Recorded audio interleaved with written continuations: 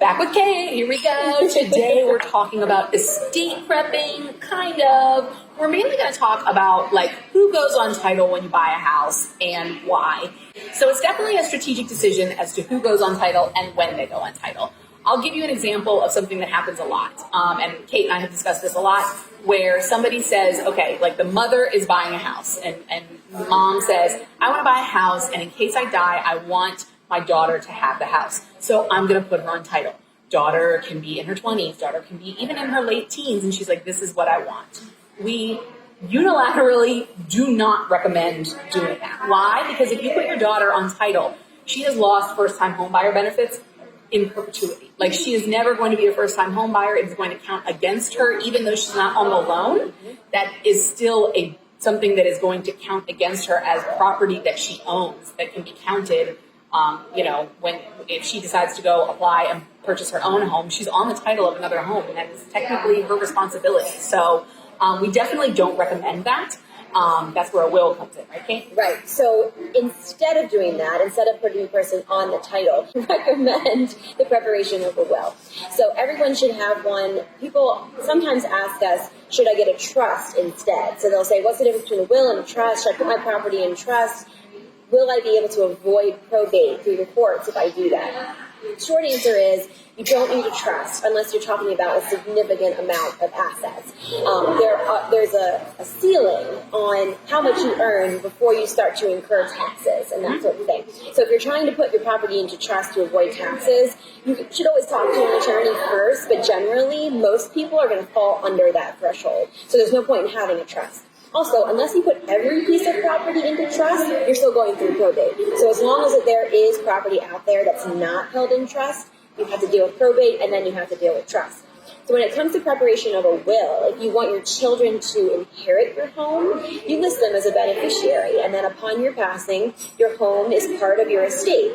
It'll go through probate. The court looks at what your will specifies should happen with your home. And then it's as simple as transferring title, creation of a new deed in your child's name. It's not necessary to put them on the title at the beginning and deprive them of the benefits that Hallie was talking about. Even if you've done everything right, like by what Kate says, and put things in a trust or, make sure that you're not on there, if you are selling the property of a deceased family member, I would definitely recommend consulting some kind of an attorney before you even put on the market. Mm-hmm. Why? Because there are some issues that can't get taken care of through the courts. With it, it takes 6 weeks, 8 weeks, maybe even longer, and you don't want to have a buyer ready to purchase and then have to file all these things through the courthouse. God forbid COVID's going on because the courthouse ain't working right now. It is a nightmare. It has happened to me before. We had a cash purchase and we had something that they wanted to close in 2 weeks and we had to extend it for another 2 weeks. But at one point they were telling us it was going to take 6 to 8 weeks and it was just a nightmare. Before you put the house on the market, definitely consult with the lawyer that prepared the estate for you in the first place and just say, hey, when we have a buyer, are we going to be good to be able to just start this process for them to be able to assume the title? Yes, and there's another estate document that might be helpful as well. It's called a power of attorney document. So if you have an elderly parent or a grandparent who you feel might not be able to make decisions for themselves in the next 5 to 10 years, you have prepared a power of attorney document where it gives you, someone they trust, the ability to handle their assets, including the sale of their home. So if something happens where you need to sell their home or you want to because they're not going to return to that home, a power of attorney document can allow you to do that. Make sure you do that while you can. I have sat at closings where the seller has to sign, probably like 20 times, and this person, first of all, can barely walk into the actual place, and then the handwriting, it's unintelligible, and it's very hard to even just watch that. And now with COVID, you don't want those people having to travel. You don't even want a notary to come to the house because it's just a really big risk. So I would definitely recommend when you do the estate to figure out, who's going to be power of attorney if something were to happen to me or to my mother or to my father or anything like that, because it's almost always just too late by the time you decide to get it taken care of. Right, and we are still doing estate prep even in this time of COVID. Initially we would have clients come to our office for signings, but we're currently doing them if the client wishes outside of City Hall, right? It's outside of downtown Frederick. Everybody wears masks. We get it signed and it's all done.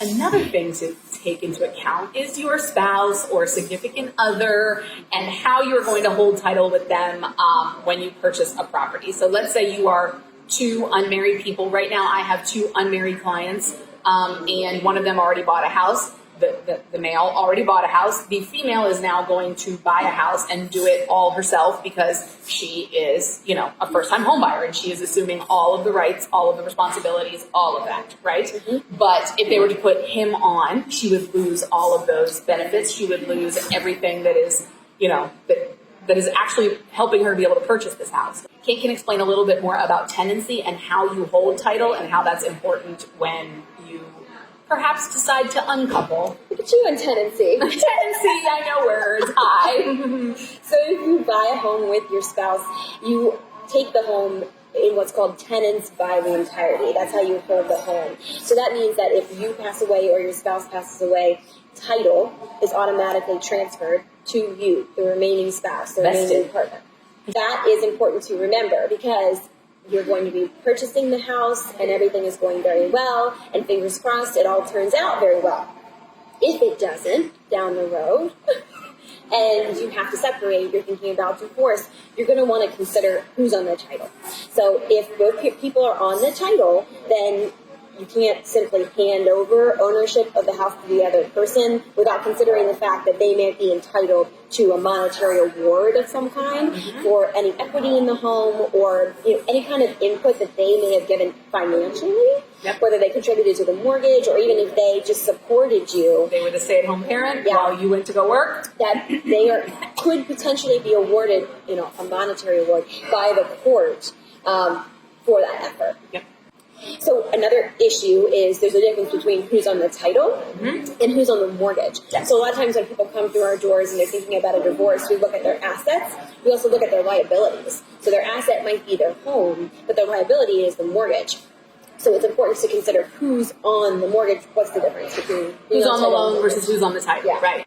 So when a couple is on, or a couple, it could be a married couple or a non-married couple, if they are both on the loan together, then they're obviously both on the title together. Sometimes people decide to put someone on the title and not on the loan. That seems like a really great way, maybe if you and your spouse are kind of in a rocky situation or like the situation with the daughters. I've seen where people put their children on there. The issue becomes that even if, no matter whether they're on the loan or the title, when it's time to sell, even if you're not getting divorced, even if it's completely amicable, you're just like, I'm trying to sell this place.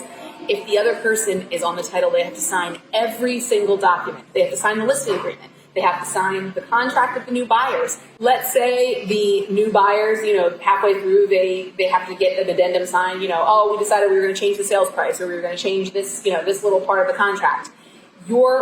The person who's on the title with you has to sign every single document. So I've had it where they're in another country and they have no, they have no access to email. And so it's like, how are we going to get this done? And it's darn near impossible.